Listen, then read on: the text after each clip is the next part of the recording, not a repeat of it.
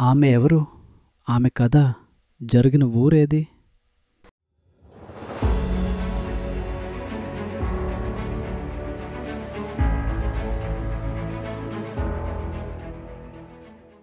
ఈరోజు మనం కృష్ణా జిల్లాలోని పెనుగంచిప్రోలు గ్రామంలో వెలిసిన శ్రీ లక్ష్మీ తిరుపతమ్మ తల్లి అసలు చరిత్ర, అమోఘ మహిమ, పుణ్యక్షేత్ర ప్రత్యేకతల గురించి పూర్తిగా తెలుసుకుందాం. జానపద కథ ప్రకారం ఈ ప్రాంతంలో ఒకానొక కాలంలో 101 దేవాలయాలు ఉండేవి. అందుకే పెద్ద కాంచీపురం అంటే పెదకంచిపురం అనే పేరు వచ్చింది. క్రమంగా ఉచ్చారణ మార్పులు, కాలప్రవాహంతో పెనుగంచిప్రోలు అనే రూపం వచ్చింది. ఆలయానికి అద్దంలా కనిపించేలా పక్కనే మునియేరు అనే వాగు ప్రవహిస్తూనే ఉంది. ఈ వాగును మౌద్గల్య మహర్షి తన తపోబలంతో సృష్టించారని స్థానిక పురాణం చెబుతుంది. ఈ గ్రామ దేవతగానే శ్రీ లక్ష్మీ తిరుపతమ్మ అమ్మవారు పూజించబడ్డారు. అందుకే ఆమెను శక్తి స్వరూపిణి, అక్కల అమ్మ, గ్రామదేవతగా భావిస్తారు. పెనుగంచిప్రోలు సమీపంలోని గోపినేనిపాలెం అనే గ్రామంలో శివరామయ్య, రంగమ్మ అనే దంపతులు ఉండేవారు. ముసలి దంపతులు. చాలా సంవత్సరాల పాటు వారికి సంతానం పుట్టలేదు. వారు తిరుపతిలోని శ్రీ వెంకటేశ్వర స్వామిని గాఢంగా ప్రార్థిస్తూ, మాకు బిడ్డ పుట్టితే నీ పేరుతో పెంచుతాం అని సంకల్పం చేసి గర్భం ధరించారు. ఆ వరప్రసాదంగా పుట్టిన అమ్మాయికే తిరుపతమ్మ అని పేరు పెట్టారు. చిన్ననాటి నుంచే ఆమెకు దైవభక్తి, సత్యనిష్ట, సేవాభావం ఎక్కువ. పేదవారికి సాయం చేయడం, ఆకలితో ఉన్నవారికి అన్నం పెట్టడం, భక్తితో పూజలు చేయడం ఇవే ఆమె చిన్ననాటి మూల్యాలయ్యాయి. తిరుపతమ్మ పెరిగి పెద్దయ్యాక కాకానీ వంశానికి చెందిన గోపయ్య స్వామితో వివాహమైంది. గోపయ్య మంచి మనసున్న, గోవుల సంరక్షణలో ఉండే వ్యక్తి. కానీ అతని ఇంట్లో అమ్మవారికి అత్తింటి వాళ్ళ నుంచి ఎక్కువ ప్రేమ, గౌరవం దక్కలేదు. స్థల పురాణం చెబుతున్నట్టు ఆమెను ఇంట్లో దుర్వ్యవహారం చేయడం, తగిన మన్నన ఇవ్వకపోవడం, రోజువారీ జీవితంలో ఎన్నో అడ్డంకులు పెట్టడం ఇవన్నీ జరిగిన తిరుపతమ్మ మాత్రం భర్త పట్ల భక్తిగా, తల్లిదండ్రుల పట్ల గౌరవంతో, దేవుని పట్ల అధిక విశ్వాసంతో ఉన్నది. ఆమె మనసులో నేను చేసిన పాపాల వల్లే ఇది వస్తోంది, భగవంతుడు పరీక్ష పెడుతున్నాడు అనే వినమ్ర భావమే ఉండేది. ఒకరోజు గోపయ్య ఎన్నో గోవులతో సహా ఉత్తరారణ్యం అనే అడవి ప్రాంతానికి వెళ్తాడు గోవుల మేత కోసం. ఆ ప్రాంతం చాలా సుందరంగా, పవిత్రంగా ఉంటుంది. వెంటనే తిరిగి వచ్చి తిరుపతమ్మతో కలిసి ఆ ప్రదేశానికి రావాలని నిర్ణయించుకుంటాడు. ఆ అడవిలోని పవిత్రతతో, అక్కడ ప్రశాంతతతో కలిసి భద్రాద్రి రాముణ్ణి దర్శించుకుని తిరిగి గ్రామానికి వెళ్దాం అని అనుకుంటాడు. కానీ జీవితంలో జరగాల్సింది ఒక్క క్షణంలో మారిపోతుంది. గోపయ్య అడవిలో గోవులు మేస్తున్నప్పుడు ఒక్కసారిగా పులి దాడి చేస్తుంది. గోపయ్య అక్కడే మరణిస్తాడు. గోపయ్య మీద దాడి జరిగిన క్షణంలోనే పెనుగంచిప్రోలులో ఉన్న తిరుపతమ్మ తల్లి తన దివ్య దృష్టితో ఆ విషయం గ్రహించింది. ఆ క్షణంలో ఆమె ముఖం నుంచి వెలువడిన కాంతి భిన్నంగా మారింది. శరీరం నుంచి ఒక అద్భుతమైన తేజస్సు వెలువడింది. ఊర్లో ఉన్నవాళ్లంతా ఆశ్చర్యంగా చూశారు.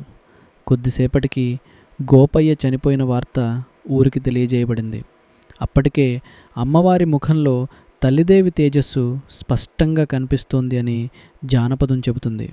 గోపయ్య స్వామి మృతదేహంతో పెనుగంచిప్రోలుకు తీసుకొస్తారు. యథాచారం చితి సిద్ధం చేస్తారు. అంతా బాధలో ఉన్న సమయంలో తిరుపతమ్మ తల్లి మాత్రం ఎంతో ధైర్యంగా, శాంతిగా మాట్లాడటం మొదలుపెడుతుంది.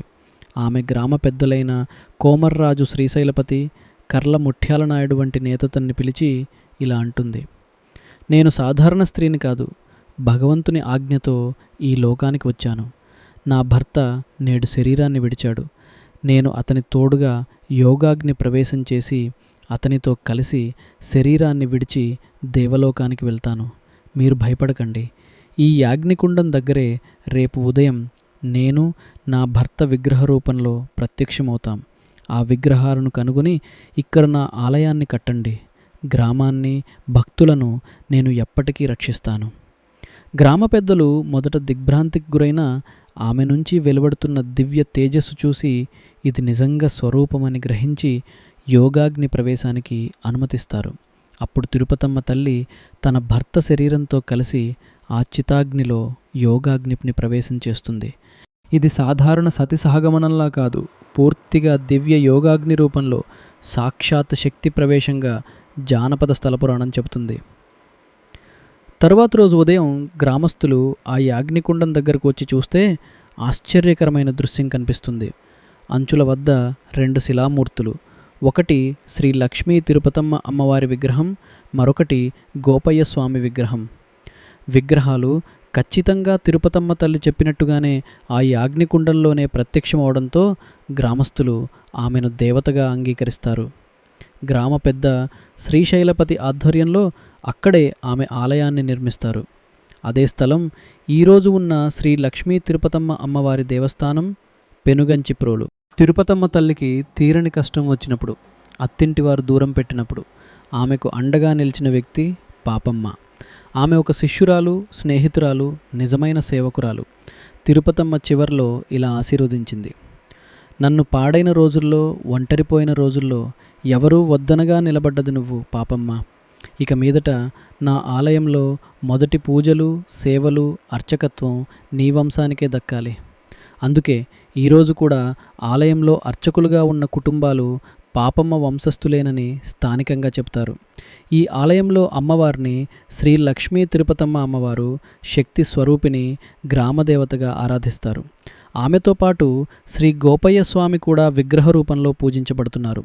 ఇది భర్త భార్య బంధంతో దైవతత్వం కలిసిన అరుదైన క్షేత్రం. ఈ క్షేత్రంలో అమ్మవారిని ఆరోగ్యం, సంతానం, కుటుంబ కలహాలు తగ్గడం, పాప విమోచనం, ఆర్థిక కష్టాల నివారణ కోసం ఎక్కువగా ఆరాధిస్తారు. భర్తల కోసం, కుటుంబ శ్రేయస్సు కోసం ముఖ్యంగా స్త్రీ భక్తులు ఈ ఆలయాన్ని చాలా విశ్వాసంతో సందర్శిస్తారు.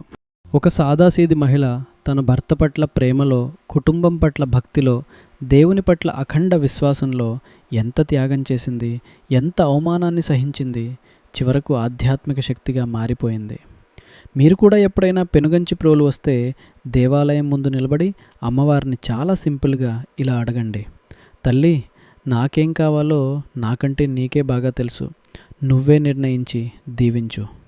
ఈ వీడియోలో పెనుగంచిప్రోలు శ్రీ లక్ష్మీ తిరుపతమ్మ తల్లి అసలు చరిత్ర, యోగాగ్ని ప్రవేశం, విగ్రహ ప్రత్యక్షం అన్నీ పూర్తి వివరాలతో చెప్పడానికి ప్రయత్నించాం. మీకు నచ్చితే ఒక లైక్, మీ భక్త మిత్రులతో షేర్ చేయండి. ఇలాంటి మరిన్ని పవిత్ర క్షేత్రాల నిజమైన కథలు తెలుసుకోవాలంటే మా ఛానల్ని సబ్స్క్రైబ్ చేయడం మాత్రం మర్చిపోకండి. మళ్ళీ కలుద్దాం మరో దివ్యక్షేత్ర కథతో.